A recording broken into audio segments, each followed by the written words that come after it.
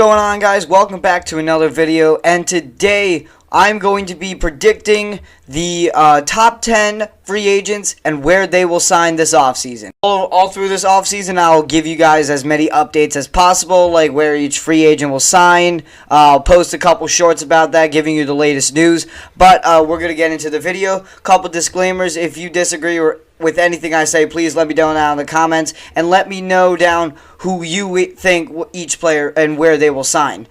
So without further ado, let's get straight into the video, and let's predict where each MLB player will sign this offseason.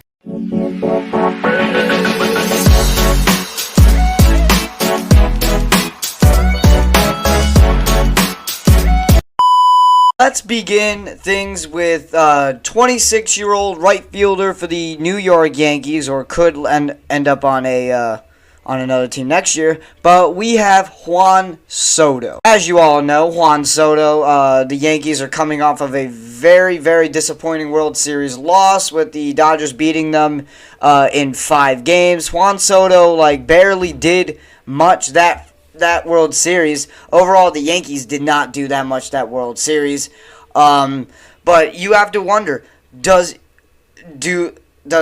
Juan Soto stay with the Yankees, or does he sign somewhere else? Maybe the Mets. Most likely, the two best landing spots, from what I've heard, the two best fits are either the Mets or the Yankees. But my signing prediction is that Juan Soto will remain a New York Yankee going from 2025, mainly because of the fact that the Yankees are gonna want to make it back to the World Series after that disappointing of a loss. They're gonna try to make it back, and besides that, right field, they don't really have a lot of depth. I mean, they have John Birdie backing up Juan Soto according to the MLB depth chart. Maybe they could move Aaron Judge to right field, but I just think that Juan Soto there has too much chemistry with Aaron Judge to sign somewhere else. So Juan Soto will stay a New York Yankee.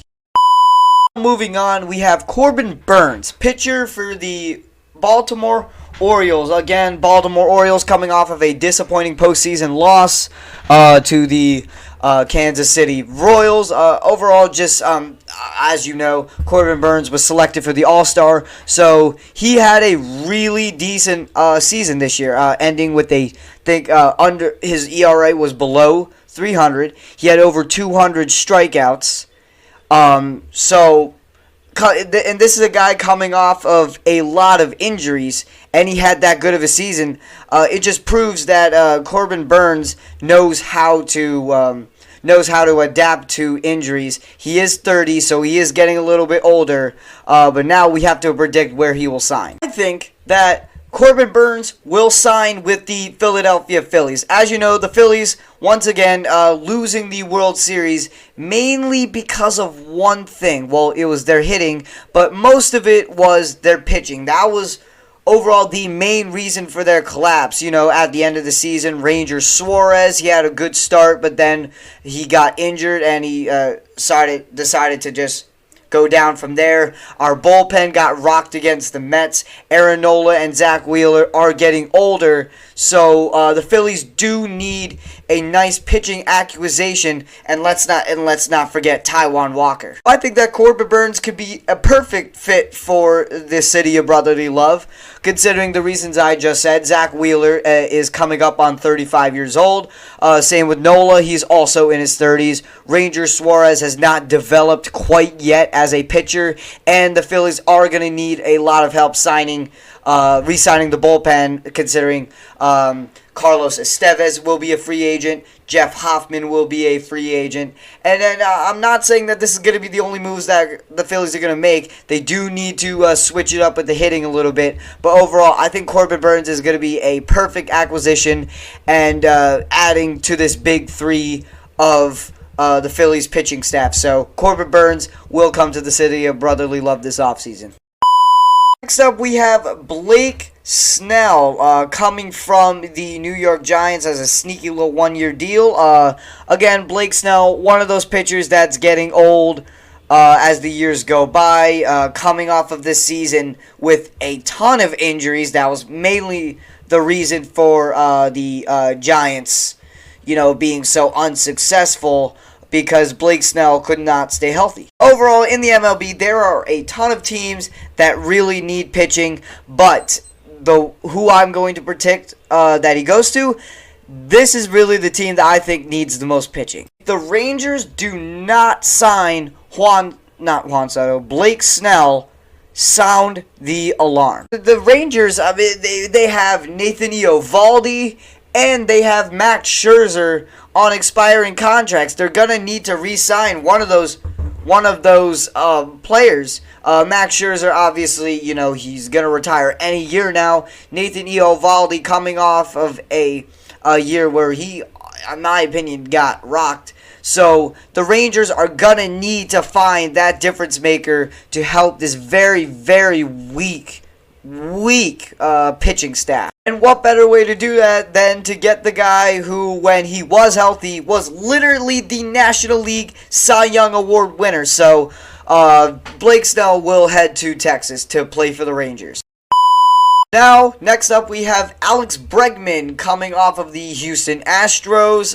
Listen, again, the Astros not really as dominant as they were last season or the season before that. I felt like they're a lot like the Phillies. They've gone through with the exact same lineup as they have been. So I don't think that Alex Bregman will re-sign with the Houston Astros. I think the Astros are going to be looking to get some younger talent, considering the fact that Alex Bregman is 31 years old, so the Astros are going to be looking more towards the future this year. I think that Alex Bregman is going to go to none other than their division rival, the Seattle Mariners. Look, the Seattle Mariners coming off of a very, very disappointing season. Obviously, they missed the playoffs. And just the Mariners, I feel like everyone feels, that and the trade and the signing rumors of Alex Bregman going to the Mariners, but I just feel like the Mariners are lacking that second, spark in their lineup besides Julio Rodriguez. And what better way to do that than signing Alex Bregman? Because let's be real, Alex Bregman has been stupidly consistent ever since he got drafted. Obviously coming up clutch when the Astros really need him the most. But just overall, the Mariners need a lot of help in their lineup. I mean, J.P. Crawford is coming off of a very injury-riddled season. Julio Rodriguez is coming off of a down season. Victor Robles, Randy Arozarena did not play like they did play in their prime years. So I just feel, once again, the Mariners are lacking that second spark in their lineup, and Alex Bregman is the right guy to do that. Next up, we have Pete Alonso coming off of the New York Mets. Again, what else is there to say about Pete Alonso? This guy has been a difference maker for the Mets since he got drafted, literally hitting 51 home runs, over 50 home runs in his rookie season. It's just a conversation if he re-signs with the Mets or not. There's no way that he doesn't re-sign with the Mets. I mean, the Mets are just coming off of a NLCS year. There's no way that they don't at least try to re-sign him. It depends on who gives him the most money, and I feel like the Mets are willing to give him the most money, because who else will they turn to if Pete Alonso's not there? They have nobody else who's even willing to play first base, or that's even has any remotely amount of talent at first base. So I think they need not only they want to re-sign Pete Alonso, they have to re-sign Pete Alonso if they want to make it back to the NLCS. Next up, we have Max Fried, a pitcher coming from the Atlanta Braves. Now, I don't think that Max Fried will remain a Brave after this season. I mean, I feel like the Braves in a few years are going to have a lot more to pay for. They're Ronald Acuna Jr.'s contract expiration's coming up. They got to re-sign. They're hopefully going to give an extension to Matt Olson, Michael Harris, Austin Riley, Spencer Strider. They already have so many players, and it just wouldn't make sense for them to re-sign Max Fried out of all people when they could be giving the money to everybody else. I think that Max Fried will head to the city of Chicago to be a Chicago Cub. I mean, listen, like, the Cubs are another team that are coming off of a very weak year with a ton of injuries. Sure, they do have Shota Imanaga, but, like, that's a start. They still got a long way to go. Same with their bullpen. They have a long way to go if they want to make that bullpen even close to World Series material. And plus, imagine the duo of Shota Imanaga, who they got the offseason prior to this one, and Max Fried in the same pitching room. Again, Shota Imanaga was an absolute dog, but it can't really just be him. You got to have more than one pitcher. I mean, a lot of other teams in the MLB have learned their lesson when it comes to that. So I think Max Fried is going to sign with the Chicago Cubs because, let's be real, the Cubs are willing to give away a lot of money to get him. Moving on, next we have Anthony Santander coming from the Baltimore Orioles. Again, like, Orioles that have a lot of talent on their roster, so, like, they're not going to be able to re-sign everybody. They're already going to be getting into a bidding war for Corbin Burns, basically. So, none of that money is really going to be enough to sign Anthony Santander, who's coming off of a career season. I think that the Blue Jays will get Anthony Santander. Listen, the Blue Jays' main problem is outfield. Like, that's literally it. I know they have a lot of other guys, but they just lost a former Gold Glove player in Kevin Kiermaier. George Springer is not the same player that he was years ago. So, and they can't hit home runs. I mean, that's my ruling on it. Like, the Blue Jays have lacked home runs. They've just lacked everything this year. That's why they came in the bottom two spots. So, I mean, they really need a difference maker in their team besides Vladimir Guerrero Jr. Same with what I said about the Mariners. But what better way to do that than signing a guy who's literally coming off of a 40 home run season, Anthony Santander. This guy was crushing the ball this year, and he's gonna look for more money, and I think the Blue Jays are gonna be more than willing to pay him. Considering that Vladimir Guerrero Jr.'s contract is not going to be up for a couple more years. So I'm going to go with Santander signing in Toronto. Next up, we have Willy Adames coming off of a career year from the Brewers. This guy was just hitting off of all cylinders. He could field well. He could hit a lot of home runs. He hit over 30, in fact, this year. It's just that I don't think the Brewers are going to have enough money to keep him.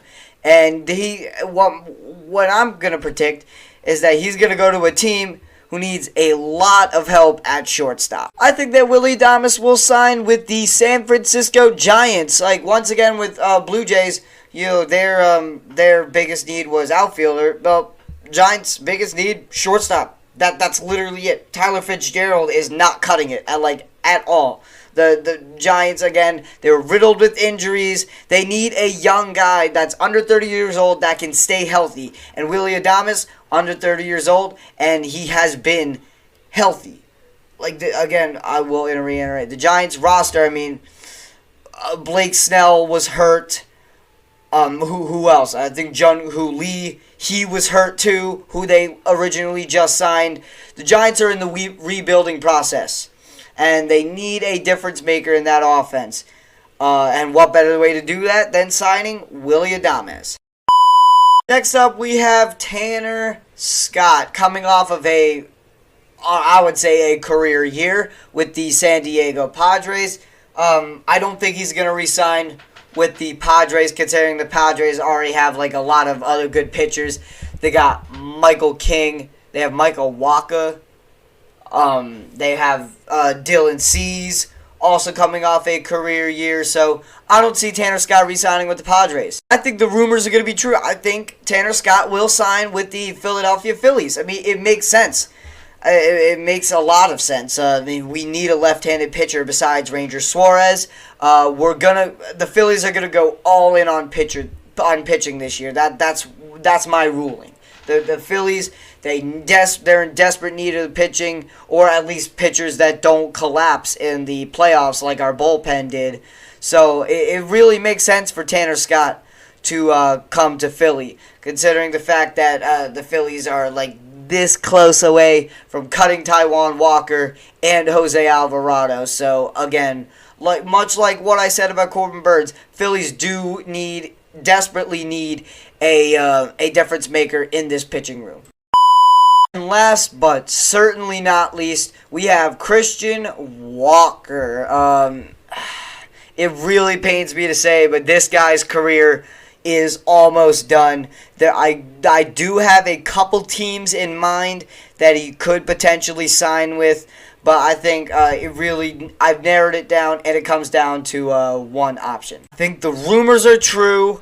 I do think that Christian Walker is going to move on from the Arizona Diamondbacks and become a Houston Astro. Look, the Astros also need a lot of help on first base, and they're going to need like that guy in their lineup potentially to replace Alex Bregman. I said they were going to look towards the future, but I just feel that they're going to need to go at least one more year with a veteran, and that is going to be Christian Walker, considering the fact that, as I just mentioned, Alex Bregman will be leaving, most likely will be leaving the Houston Astros to go to the Seattle Mariners. So in their lineup, they need that replacement home run hitter, and Christian Walker's been a home run hitter for as long as I can remember. Guys, that is going to do it for my MLB free agency predictions. I hope you guys had fun with this, and if you did, please make sure to leave a like on the video and make sure to subscribe. We're on the road to 600 subscribers. Hopefully we get there by the end of the year, because 2024 is coming to a close. We're down to the final 2 months, so make sure to show all the support you can, and without further ado, I'll see y'all guys the next time I upload. Peace.